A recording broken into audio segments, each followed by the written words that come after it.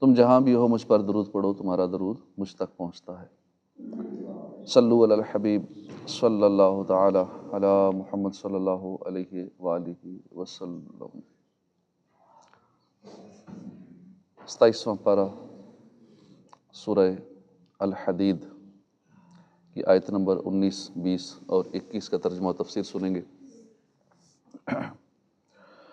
اعوذ باللہ من الشیطان الرجیم، بسم اللہ الرحمن الرحیم۔ والذین آمنوا باللہ ورسلہ اولئک هم الصدیقون والشہداء عند ربهم لهم اجرهم ونورهم والذین کفروا وکذبوا بآیاتنا اولئک اصحاب الجحیم۔ اعلموا انما الحیاة الدنیا لعب ولہو وزینۃ وتفاخر بینکم وتکاثر فی الاموال والاولاد کمثل غیث اعجب الکفار نباتہ ثم یہیج فتراہ مصفرا ثم یکون حطاما وفی الآخرۃ عذاب شدید ومغفرۃ من اللہ ورضوان وما الحیاة الدنیا الا متاع الغرور۔ سابقوا الى مغفرۃ من ربکم وجنۃ عرضها كعرض السماء والارض اعدت للذین آمنوا باللہ ورسلہ ذلک فضل اللہ یؤتیہ من یشاء واللہ ذو الفضل العظیم۔ اللہ کے نام سے شروع جو نہایت مہربان رحمت والا۔ والذین آمنوا، اور وہ لوگ جو ایمان لائے، باللہ ورسلہ، اللہ اور اس کے رسول پر، اولئک، یہ لوگ، ہم الصدیقون، وہی صدیق ہیں، کامل سچے ہیں، والشہداء، اور گواہ ہیں، عند ربہم، اپنے رب کے نزدیک، لہم، ان کے لیے، اجرہم و نورہم، ان کا ثواب اور ان کا نور ہے، والذین کفروا، اور وہ لوگ جنہوں نے کفر کیا، وکذبوا، اور انہوں نے جھٹلایا، بآیاتنا، ہماری آیتوں کو، اولئک اصحاب الجحیم، یہ لوگ دوزخ والے ہیں۔ اعلموا انما، تم جان لو کہ حیات الدنیا، دنیا کی زندگی، لعب و لہو، کھیل اور تماشا ہے، وزینۃ و تفاخر، اور زینت اور اپنے درمیان فخر کرنا ہے، تفاخر بینکم، اپنے درمیان فخر اور غرور کرنا ہے، وتکاثر، اور ایک دوسرے پر زیادتی چاہنا ہے، فی الاموال والاولاد، مالوں اور اولادوں میں، کمثل غیث، دنیاوی زندگی کی مثال بارش کی مثال جیسی ہے، اعجب الکفار، کہ کسانوں کو اچھا لگا، نباتہ، اس کا سبزہ، اگایا ہوا سبزہ، ثم یہیج، پھر وہ سوکھ جاتا ہے، فتراہ، تو تم اسے دیکھتے ہو، مصفرا، زرد، ثم یکون حطاما، پھر وہ چورا چورا ہو جاتا ہے، چورا چورا ہو جاتا ہے، بھوسا ہو جاتا ہے۔ وفی الآخرۃ عذاب شدید، اور آخرت میں سخت عذاب ہے، ومغفرۃ من اللہ، اور اللہ کی طرف سے بخشش ہے، ورضوان، اور رضا بھی ہے، وما الحیاۃ الدنیا الا متاع الغرور، اور دنیا کی زندگی مگر دھوکے کا سامان ہے۔ سابقوا الی مغفرۃ من ربکم، آگے بڑھ جاؤ، سابقو، آگے بڑھ جاؤ، الی مغفرۃ من ربکم، اپنے رب کی بخشش کی طرف، وجنات، اور اس جنت کی طرف، ارضھا، جس کی چوڑائی، کعرض السماء والارض، آسمان اور زمین کی وسعت جیسی ہے، اعدت، تیار کی گئی ہے، للذین آمنوا باللہ ورسلہ، ان لوگوں کے لیے جو ایمان لائے اللہ اور اس کے رسولوں پر، ذالک فضل اللہ یؤتیہ من یشاء، یہ اللہ کا فضل ہے، وہ جسے چاہتا ہے دیتا ہے، واللہ ذو الفضل العظیم، اور اللہ بڑے فضل والا ہے، ترجمہ کنز العرفان۔ اور وہ جو اللہ اور اس کے سب رسولوں پر ایمان لائیں وہی اپنے رب کے نزدیک صدیق اور گواہ ہیں، ان کے لیے ان کا ثواب ہے اور ان کا نور ہے، اور جنہوں نے کفر کیا اور ہماری آیتیں جھٹلائیں وہ دوزخی ہیں۔ اس سے پہلی آیات میں اللہ تعالیٰ نے ایمان والوں اور منافقوں کا حال بیان فرمایا، اور اس آیت میں ایمان والوں اور کافروں کا حال بیان فرمایا۔ چنانچہ ارشاد فرمایا کہ وہ لوگ جو اللہ تعالیٰ اور اس کے سب رسولوں پر ایمان لائیں ان کا اپنے رب کے نزدیک مقام یہ ہے کہ وہی کامل سچے ہیں، اور گزری ہوئی امتوں میں سے جھٹلانے والوں پر اللہ کے گواہ ہیں، ان کے لیے ان کے نیک عمل کا وہ ثواب ہے جس کا ان سے وعدہ کیا گیا ہے، اور ان کا وہ نور ہے جو حشر میں ان کے ساتھ ہوگا۔ اور جنہوں نے کفر کیا اور ہماری قدرت و وحدانیت پر دلالت کرنے والی آیتیں جھٹلائیں وہ دوزخی ہیں۔ اعلموا انما الحیات الدنیا، جان لو کہ دنیا کی زندگی تو صرف کھیل کود ہے اور زینت ہے، اور آپس میں فخر اور غرور کرنا ہے، اور مالوں اور اولادوں میں ایک دوسرے پر زیادتی چاہنا ہے۔ دنیا کی زندگی ایسے جیسے وہ بارش جس کا اگایا ہوا سبزہ کسانوں کو اچھا لگا، پھر وہ سبزہ سوکھ جاتا ہے تو تم اسے زرد دیکھتے ہو، پھر وہ پامال کیا ہوا بیکار ہو جاتا ہے، اور آخرت میں سخت عذاب ہے اور اللہ کی طرف سے بخشش اور اس کی رضا بھی ہے، اور دنیا کی زندگی تو صرف دھوکے کا سامان ہے۔ آخرت اور اس میں مخلوق کے احوال ذکر کرنے کے بعد اس آیت میں دنیا کی حقیقت بیان کی جا رہی ہے تاکہ مسلمان اس کی طرف راغب نہ ہوں، کیونکہ دنیا بہت کم نفع والی ہے اور جلد ختم ہو جانے والی ہے۔ اس آیت میں اللہ تعالیٰ نے دنیا کے بارے میں 5 چیزیں اور ایک مثال بیان فرمائی ہے۔ وہ 5 چیزیں یہ ہیں کہ دنیا کی زندگی تو صرف کھیل کود ہے جو کہ بچوں کا کام ہے، اور صرف اس کے حصول میں محنت اور مشقت کرتے رہنا یہ وقت ضائع کرنا ہے۔ جو دنیا کو حاصل کرنے کے لیے ہی ٹائم دیتا ہے وہ اپنا وقت ضائع کر رہا ہے، اس کے علاوہ سوا کچھ نہیں ہے۔ دنیا کی زندگی زینت اور آرائش کا نام ہے جو عورتوں کا کام ہے۔ دنیا کی زندگی آپس میں فخر و غرور کرنے اور مال اور اولاد میں ایک دوسرے پر زیادتی چاہنے کا نام ہے۔ اور جب دنیا کا یہ حال ہے، اتنی قباحتیں اس دنیا میں، تو اس میں دل لگانے اور اس کے حصول کی کوشش کرتے رہنے کی بجائے ان کاموں میں مشغول ہونا چاہیے جن سے آخرت سنور سکتی ہے۔ اس کے بعد اللہ تعالیٰ نے دنیاوی زندگی کی مثال ارشاد فرمائی کہ دنیا کی زندگی ایسی ہے جیسے وہ بارش جس کا اگایا ہوا سبزہ کسانوں کو اچھا لگتا ہے، پھر وہ سبزہ کسی زمینی یا آسمانی آفت کی وجہ سے سوکھ جاتا ہے تو تم اس کی سبزی سبز رنگ جاتے رہنے کے بعد اسے زرد دیکھتے ہو، پھر وہ پامال کیا ہوا بیکار ہو جاتا ہے۔ یہی حال دنیا کی زندگی کا ہے، جس پر دنیا کا طلبگار بہت خوش ہوتا ہے اور اس کے ساتھ بہت سی امیدیں رکھتا ہے، لیکن وہ انتہائی جلدی گزر جاتی ہے۔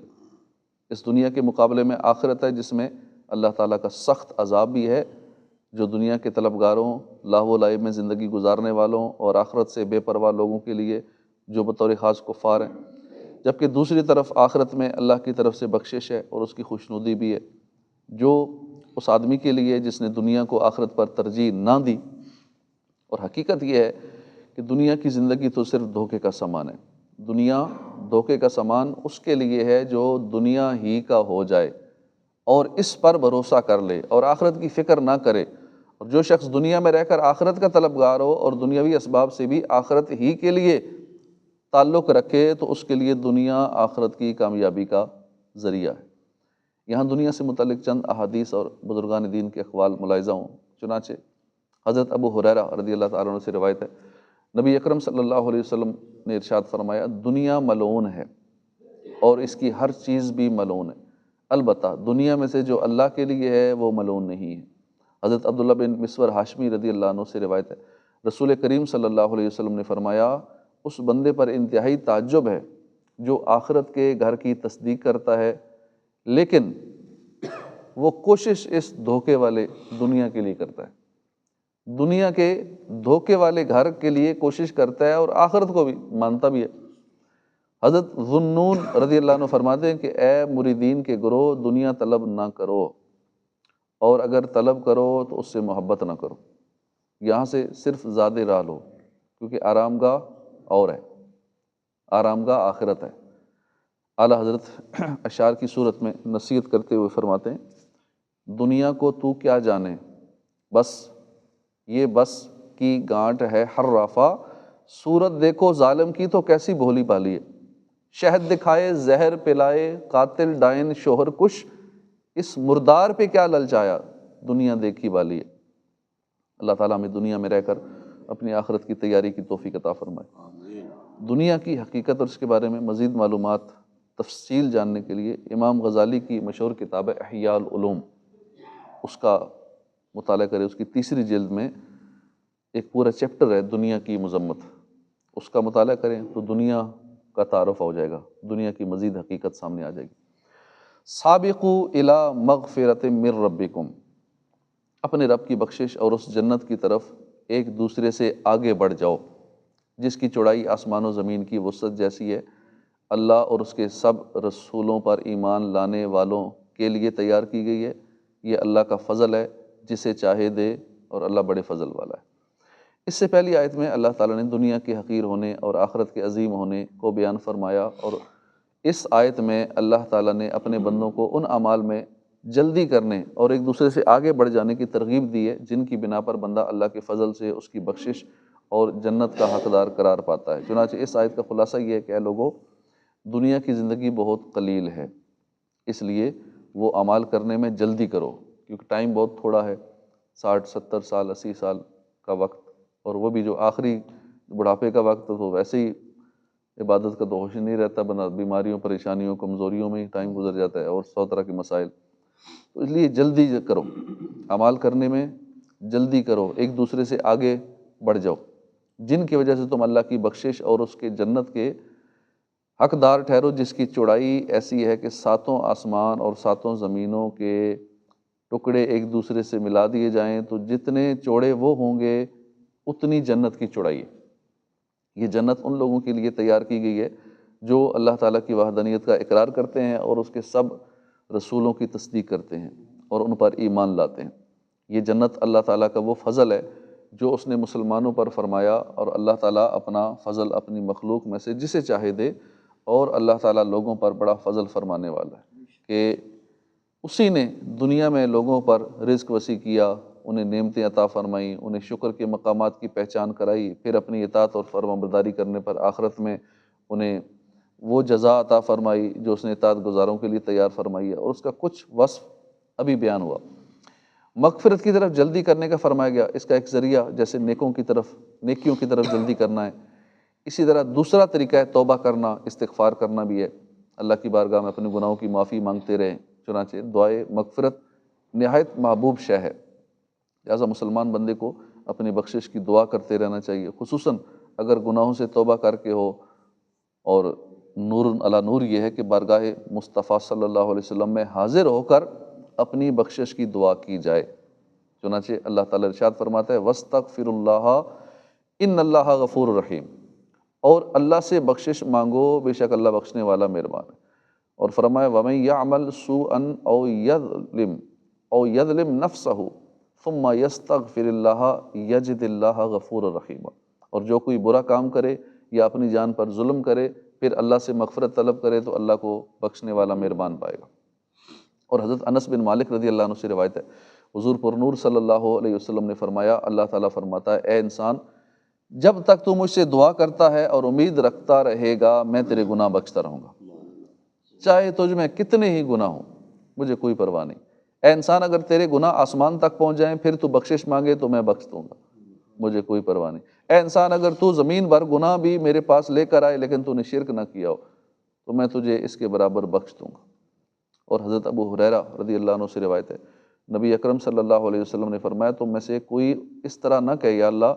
اگر تو چاہے تو مجھے بخشے، ایسا نہ کہو یا اللہ تو چاہے تو بخش دے، یا اللہ اگر تو چاہے تو مجھ پر رحم فرمائے، بلکہ یقین کے ساتھ سوال کرنا چاہیے، کیونکہ اللہ تعالیٰ کو کوئی مجبور کرنے والا نہیں۔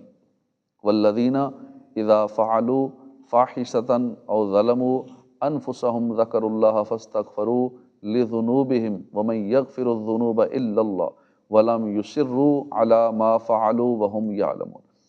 اور وہ لوگ کہ جب کسی بے حیائی کا ارتکاب کر لیں یا اپنی جانوں پر ظلم کر لیں تو اللہ کو یاد کر کے اپنے گناہوں کی معافی مانگیں، اور اللہ کے علاوہ کون گناہوں کو معاف کر سکتا ہے، اور یہ لوگ جان بوجھ کر اپنے برے اعمال پر اصرار نہ کریں۔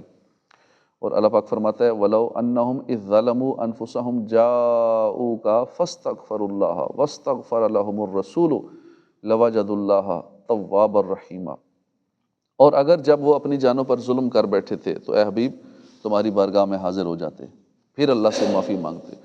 اور رسول بھی ان کی مغفرت کی دعا فرماتے تو ضرور اللہ کو بہت توبہ قبول کرنے والا مہربان پاتے۔ اللہ تعالیٰ میں اپنے حبیب صلی اللہ علیہ وسلم کے صدقے ایمان پر قائم رہنے اور گناہوں سے توبہ اور استغفار کرنے کی توفیق عطا فرمائے،